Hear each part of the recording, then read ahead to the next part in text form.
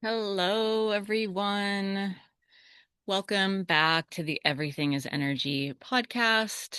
Today, we are exploring the astrology and I'm going to talk about the numerology too of the whole month of July. The energetics is one way to think about it. And as I began preparing for this month's forecast, one thing really stood out to me. Normally, every month has a few quieter days astrologically, one or two a week. I don't know. Um, and those days are where planets are kind of pausing. There's not a lot of aspects going on before the next conversation will happen.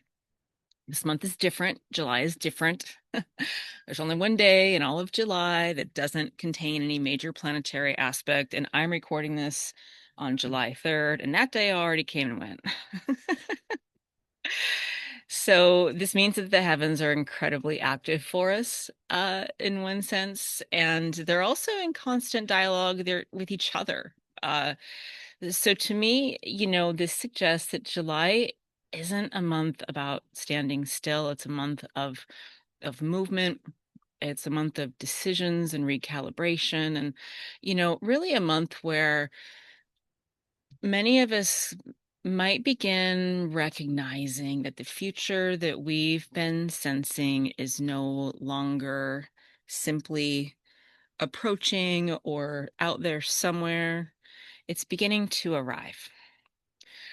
And if I were to summarize July into one sentence, it would be this: July asks us to build wisely, to lead courageously, and to remain adaptable as profound change continues to unfold. And the numerology and the astrology really do reinforce one another really beautifully. So let's go ahead and begin there. The numerology, July is always associated with the number seven. It's the seventh month. Seven is the seeker, seven is the philosopher, seven is the mystic, the researcher. It invites us inward. It asks us to slow down enough to notice what lies beneath appearances. So in another way, seven teaches us, discernment. And it reminds us that information is not the same as wisdom. Knowledge is something that we gather, in my experience, externally, but wisdom is something that's cultivated within us. It's cultivated internally. And so every July naturally carries this sort of contemplative vibration. It encourages study, it encourages spiritual practice, it encourages observation and a willingness to question assumptions. Yet this year, another energy is layered beneath it or above it. It's the fact that July 2026 is a universal number 8 month.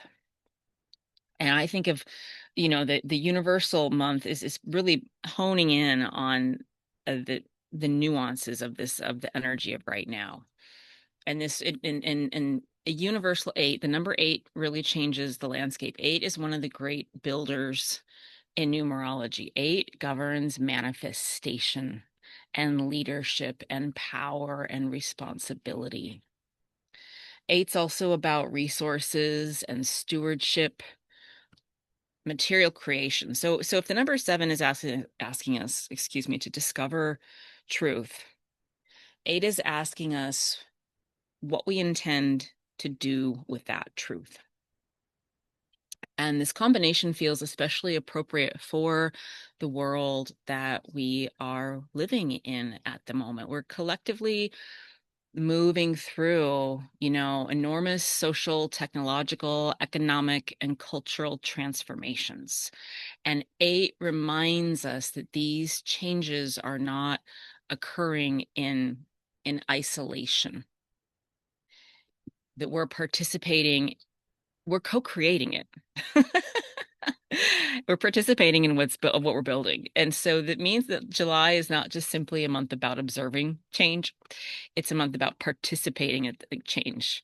It's a month about making decisions and accepting our responsibility for our reality, co-creation at its best, right? And it's also a month of becoming more intentional about where we plan to invest our time and our energy and our attention. And, our consciousness is our creative power. And so it reminds us that, power itself is not neutral. The question is not whether or not we possess influence. At least take it or leave it. In my personal opinion, we're all born powerful co-creators. That's the nature of being a human. Our consciousness creates worlds. So that's not the question of whether or not that's true. It's about how we choose to use it, what we are doing moment to moment to moment. And, to kind of give us a frame of reference here, I think it's helpful to remember the larger numerological story of 2026. And 2026 is a number one universal year. So that means our whole year is marked with this energy of beginnings, this energy of innovation and of creation and initiation. And I like to talk a lot about planting seeds and planting seeds that are going to continue not just to grow this year, but to grow over the next 9-year cycle. And if we think about the outer planets changing signs, we're also planting these huge generational seeds. And that is strikingly different from 2025. And even though 2025, depending on who you are and where you're at, may feel like a vastly different world, 2025 was a universal 9 year. And 9 is about completion of cycles. 9 asks us to release what no longer serves us. It asks us to make peace with what's run its course. And so, many of us may have spent 2025 letting go of certain aspects of identity or belief or just a way of living that we simply could not continue. Now we're living in the year one that follows 2025. And, one asks, what are we going to create now in the space that's been made? And, the 1 year provides this larger landscape, this umbrella, if you will, of what's going on. The 7 month is encouraging wisdom. And the 8 universal month is really asking us specifically with information about 2026. It's a month to start building. And so together, I just want to offer that they create a really powerful invitation for us to reflect carefully and then to begin constructing the future. And so now I want to shift gears and kind of let that be the background hum of what's going on. And I want to kind of highlight, as you guys probably know, I do weekly astrology forecasts where we go through every single astrological aspect that's what's going on in the week. But I wanted to highlight just the ones there's a lot of big stuff that would be the highlight of any week, but it's happening more than every week. I said there's so much going on. So the first major aspect of the month happens on July 4th. And that's a day. I'm releasing this on July 3rd. So July 4th we have Mars conjunct Uranus. And whenever Mars and Uranus meet, I was laying before I went to sleep last night thinking about how Mars conjunct Uranus is really Uranus is the lightning bolt of change. Mars wants action. And Uranus isn't just, Uranus represents awakening and innovation and liberation, as well as sudden change. And so together they often correlate with breakthroughs or surprising opportunities or unexpected events. There might be some kind of a moment that really encourages us to break free from old patterns. And now collectively, this may feel electric, but personally, it encourages us to be flexible. Because sometimes the breakthrough we've been waiting for arrives disguised as disruption. And I think about the wisdom of the trees, how deeply rooted they are, and how they know that they need to sway in the wind if they're gonna, if they're gonna be strong. And so this idea of being able to be deeply rooted, but also to be able to sway in the wind and keep our roots down while we're moving through some kind of change. The next big thing that's happening is on the 7th of July, and that is Neptune is beginning its annual retrograde. And so whenever I wanted to put a point on this because, I did a whole podcast on how Neptune moved into Aries not so long ago. That was one of the big aspects of the outer planets changing signs. And but when Neptune is going retrograde now, it means it's turning inward. And it also means that illusion begins dissolving. We may start recognizing where we have projected things. If we're anywhere projecting our fears, projecting our hopes, projecting our fantasies or our expectations onto others, onto people or situations. And, retrogrades invite reflection, revision, and Neptune's retrograde is asking us to reconnect with spiritual truth, not through escape, but through deeper presence. This is an excellent time, July 7th, but just in the time around this, and as long as Neptune is retrograde, this is a really great time to strengthen our meditation practices, any kind of creative practice that you do, any kind of intuitive listening or dream work, looking to astrology, looking to the energy, looking to the wisdom of the plants. It's a really good time, Neptune retrograde, to do something that helps us to uh, you know keep ourselves rooted but look inward and really be able to see what's happening for what it is. And it's worth noting that, Neptune is an outer planet. It's a very slow moving planet. So Neptune's at 4 degrees Aries when it's turning retrograde on July 7th. And it's going to be retrograding until December this year. So this is going to be a theme that is absolutely a part of 2026. And it's going to stop at 1 degree Aries. So Neptune and Aries, that theme is the theme for the collective. But the idea that, if there's this notion of ownership of our creation is kind of maybe one way we can think about it. Let's move on to July 9th. We have Venus entering Virgo on July 9th. And, Venus is shifting from the expressive warmth of Leo now into the grounded practicality of Virgo. So, maybe in terms of our expressions of love toward others, there might be a more thoughtful, attentive energy about it. Instead of asking, how do I express my heart, which is a more Leo question, Virgo's going to say, how do I care for what I love? And Virgo's even, it's absolutely a sign about service, very detail oriented, but it's because Virgo likes to give to others. And so details become meaningful and healing becomes relational. And this transit absolutely reminds us that devotion is often expressed through the smallest acts of kindness, right? It's those things that we do when nobody's looking. Let's fast forward to July 15th. We have Uranus sextiling Neptune. This is one of the most fascinating aspects of the month. It's a big deal. You'll hear me talk about it at least one more time.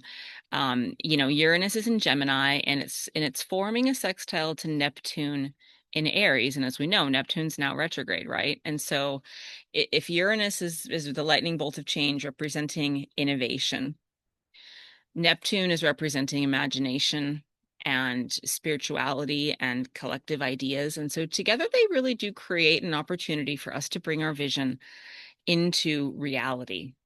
And it's interesting here, right? Because retrograde means review, revise.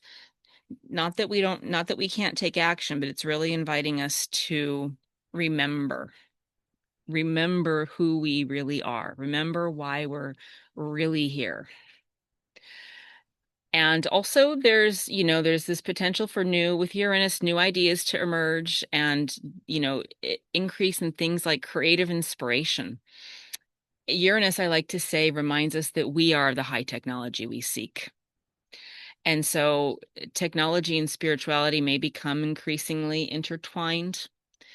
In it, this aspect's going to invite us to imagine some possibilities. Well, again, I'm going to say again, remaining rooted, remaining grounded, because we're going to be bringing things into form, and really Neptune's inviting us to do so because it's retrograde in a wise way, in a thoughtful way. On July 18th, we have Uranus. Uranus is very active this month. Uranus is trining Pluto then on July 18th. And that's, both a sextile and a trine are harmonious aspects. This is because it's Pluto, this aspect is profoundly transformational, right? Pluto is so about death and rebirth. Pluto is the planet that, transforms, but then Uranus is the planet that awakens. And so they're not bad roommates, so to speak. When they work together harmoniously, which is what is the case here this month, there's a possibility for some profound collective change happening. And, this means our old systems that, Pluto was in Capricorn, showing us top down power might be shifting into circular power because Pluto is in Aquarius. And also, this is also signaling that new structures might begin emerging around this time or thereafter. But let's also make this about ourselves. Personally, this means that, we're seeking lasting transformation. We're not just seeking to put a band-aid over something. And the future, my sense is, it's no longer just this theoretical thing. It's palpable, it's tangible, and we're wanting to bring the integrity of our decisions into now, with an eye to what we're creating for ourselves and for each other. um Pluto's also active toward the end of the month on July 20th. Pluto and Jupiter are in an opposition on that day. And so this is, an opposition asks us to find balance. An opposition happens whenever the sun and the moon are opposite, there's a full moon. So it's not necessarily a bad thing, but it can remind us that there is a need for us to be aware and to be open to making shifts. And so if Jupiter expands whatever it touches, Pluto transforms whatever it touches, but Pluto also intensifies in this aspect because Jupiter has that expansive energy. And so there might be here some questions around power, around influence, around creativity, around the relationship between the individual and the collective. And, I think one of the questions might be, where are we giving away our power? And maybe the question is a more positive question. Let's say this is, where are we claiming our power wisely? Those are two flip sides of the same coin, right? And, I think the other thing that's, if we're transforming and we're charging ahead in this new world, how do we do so with generosity? How do we do so instead of just seeking to dominate my way or the highway? This transit is asking us to examine our values around influence and responsibility.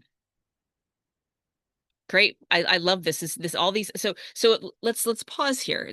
This is the astrology that I'm talking about. And I hope you can see again how the astrology is absolutely syncing up and dancing beautifully with the numerology. We had, Mercury went retrograde. I think it was the 29th of June. And so Mercury is going to be retrograde for most of July. Mercury stations direct on July 23rd. And so, throughout July, we've been invited to, again, review communications, revisit decisions, reconnect with people, reconsider our plans, or refine our thinking. And as Mercury is doing that most of the month, by the time we get to the end of the month, there's going to be this sense of clarity, and this sense of a greater understanding. So I'm going to say not necessarily a signal to just rush ahead immediately, but it's more an invitation to move ahead, to move forward with greater understanding because we've taken the time to review. So there's integrity with this month that we're being invited to step into.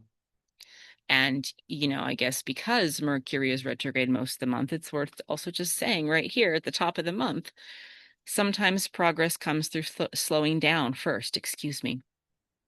July 25th, we have Neptune sextiling Pluto, and that's a sextile is a very supportive aspect. These are more outer planets. They're already changing signs, but they're still absolutely dancing around the sky. And Neptune is going to speak to our spiritual evolution. And Pluto is, again, about transformation. So I think when they come together, when they're flowing energy, you know, they're reminding us that change is not only external, that change is internal. As above, so below, as within, so without, that our vibration is the change, and that collective transformation begins with our individual consciousness. So, I think this aspect, it's absolutely subtle energy, but it's really, in a way, it's really quietly supporting the deeper work that often goes unseen. On July 26th, we have Saturn stationing retrograde, and I mentioned that Jupiter went into Aries just a little bit ago. Saturn also recently went into Aries. Saturn, I talk about Saturn as the planet of karma, but and people think about Saturn as the planet of restriction, and Saturn only restricts because it's asking us to build something tangible in the physical world. So if Saturn is asking us to build, Aries is an initiating energy. Aries is asking us to begin. So as Saturn turns retrograde and turns inward, we're invited to review the foundations of this new world that we're creating. Have we built it on integrity? Have we acted intentionally? Have we acted in the best way that we could possibly? Have we acted compassionately? What are the energies that we are really not just pie in the sky seeking to seed? How can we embody that now? Where do we need greater discipline? Saturn is ruled by Capricorn. Saturn loves a little bit of discipline. And, retrograde Saturn is less about external obstacles necessarily. It's more about us developing this kind of internal maturity. I also want to talk about, because we're coming, August is eclipse season. I'll talk about that soon enough. But we have the lunar nodes shifting signs at the end of July. They're entering Leo and Aquarius. And this makes an important collective change in the eclipse story that I will touch on in a lot more depth in the future. But Leo and Aquarius invite us to balance personal authenticity with collective contribution. So the questions kind of around that are how do I, Leo wants to express, how do I express my unique gifts? How do those gifts serve something even larger than myself? And, the coming eclipse cycle is absolutely going to continue exploring the stance of individual and community, and how we don't have to, it's not one or the other. It is both and, absolutely. I also want to talk about July 27th. This is a day, July 27th is going to be a day of really extraordinary alignment. We have three big aspects, and then we also have several other small aspects that I'll get to later that are happening. So let's just talk about it here at the month overview. I feel like I say this every podcast. I apologize for the chickens if you can hear them. I really want to get this out, and there's 20 birds that are laying their eggs. So pardon me if we've got hens clucking in the background.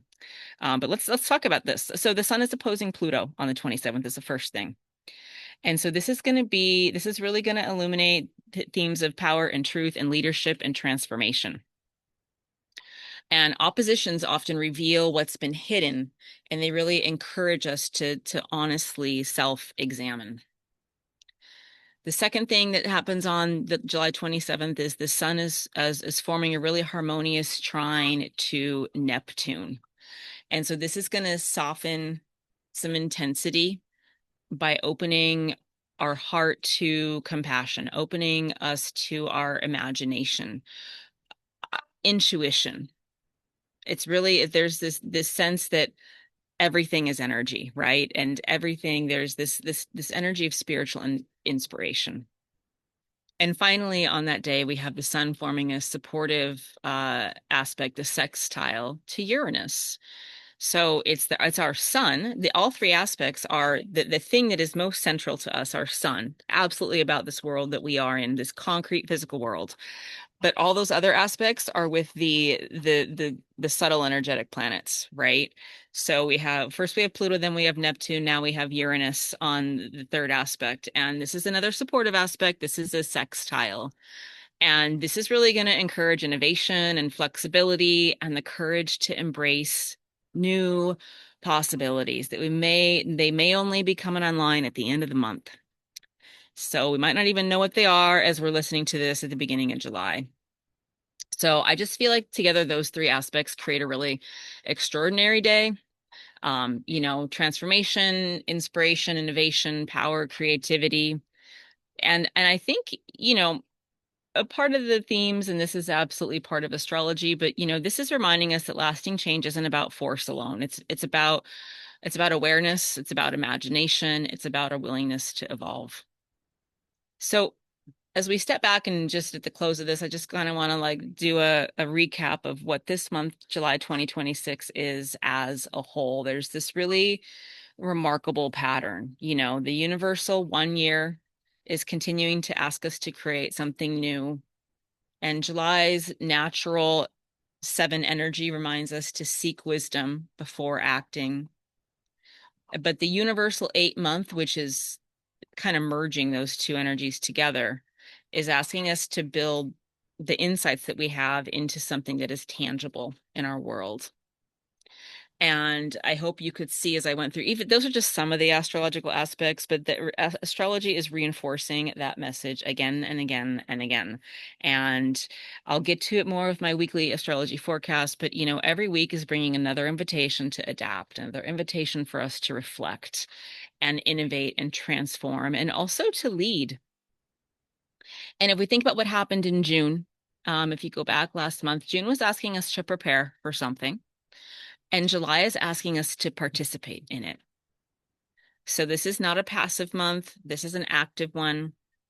And the future that we are co-creating is absolutely taking shape by the choices we make today, every single moment. So let's remain curious. Let's remain, flexible. Let's keep our hearts open. Let's remain deeply rooted and let's build with intention. And, every meaningful transformation really does begin with a single conscious decision. So thank you guys for spending this time with me today, whenever you happen to watch this or listen to this. Until next time, may you continue to find wisdom in the rhythms of the earth and the cycles of the sky and the quiet knowing that is already existing within you. Bright blessings and so much love.